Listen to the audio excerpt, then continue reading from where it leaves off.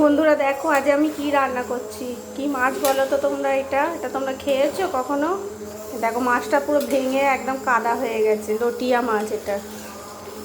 অনেক আদা রসুন পেঁয়াজ টমেটো শুকনো লঙ্কা বাটা সব দিয়ে বেটে মাছটা কষিয়ে কষিয়ে, মানে শুকনো শুকনো হবে, এটা ভাজা ভাজা হবে, মানে মাখা মাখা তরকারি হবে।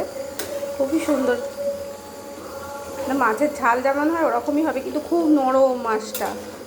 এইগুলো কি শুকনো করে শুটকি মাছ হয়, খেতে দারুণ টেস্ট, হেভি খেতে। শুধু এই দিয়েই এক থালা ভাত উঠে যাবে।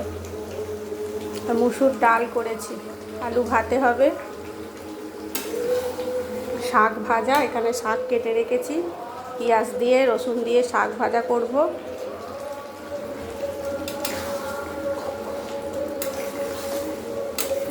আমাদের বাড়ির সবাই ভালোবাসে এই মাছটা খেতে।